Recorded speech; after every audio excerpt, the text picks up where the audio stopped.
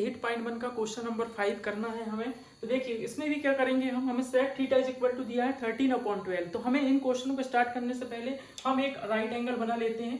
तो ये देखो, मैं देखो सारी मेथड एक ही मेथड से सवाल कर रहा हूँ, कोई अभी तक एक भी क्वेश्चन में सवाल मेथड चेंज नहीं किया हूँ। मैं सबसे पहले क्या करता हूँ, आगे राइट एंगल बनाता हूँ, फिर देखता हूँ कि वैल्यू कौन कौन सी है, किस किस की है, फिर वो उस वैल्यू को रख देता हूँ। ठीक है, अब sec थीटा यहाँ पे दिया हुआ, मैं कहीं पे भी नाम अपना ABC रख देता हूँ, कोई दिक्कत नहीं है।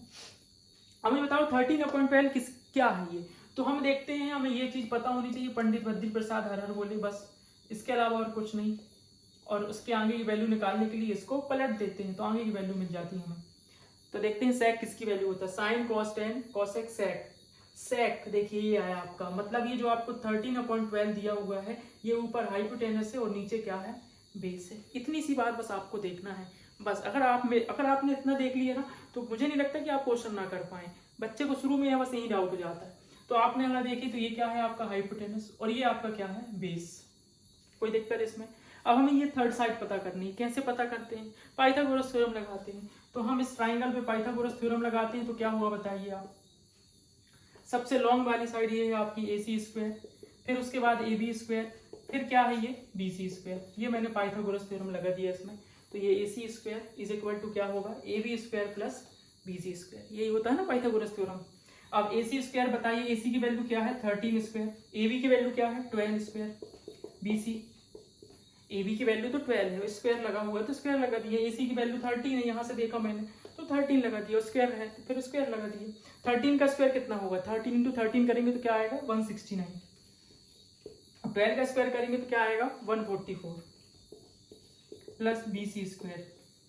अब क्या करना है, इसको इस तरफ कर देते हैं, हमें BC स्क्वायर की वैल्यू निकालना है। तो इसको इस तरफ ले जाएंगे तो 144 का हो जाएगा, माइनस का हो जाएगा। तो ये हो गया आपका माइनस का। इन दोनों को माइनस करेंगे तो क्या आएगा, इन दोनों को आप माइनस करेंगे तो 25 आएगा। अब हमें BC स्क्वायर की वैल्यू नहीं, हमें तो BC की चाहिए ना। तो हम क्या करेंगे, 25 को स्क्वायर करते हैं, किसका होता है ये 5 का होता है। तो स्क्वायर से स्क्वायर कट जाएगा, तो BC की वैल्यू कितनी आ जाएगी 5। तो मैं रख दिया BC की वैल्यू क्या है 5। अब हमें क्या दिया उसके आगे, पूरे और जितने भी हैं तो पूरे ट्रिग्नोमेट्रिक रेशियो निकालो भैया।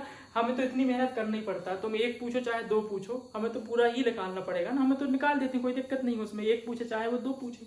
तो देखो हमें अब सारी वैल्यू निकाल लेंगे हम। हमें सबसे पहले साइन थीटा निकालना है, तो ये दो साइन थीटा क्या होता है बताया जरा, परपेंडिकुलर अपॉन हाइपोटेनस। तो परपेंडिकुलर कितना निकाले हमने 5 और हाइपोटेनस कितना है 13, ये निकाल दी साइन थीटा। फिर उसके बाद किसकी बारी आती है, कॉस थीटा। कॉस थीटा क्या होता है, यहाँ पे देखो बेस अपॉन हाइपोटेनस। तो बेस कितना है बताओ 12 और हाइपोटेनस कितना है आपके पास 13, ये आ गया। अब 10, ये रहा आपके पास 10। तो 10 क्या होता है, परपेंडिकुलर अपॉन बेस। तो परपेंडिकुलर आपके पास कितना है 5 और बेस कितना है आपके पास 12। कोई दिक्कत ही आ गई आपकी साइन कॉस 10। अब कौन सी और बची, कॉसेक, सेक और कॉट।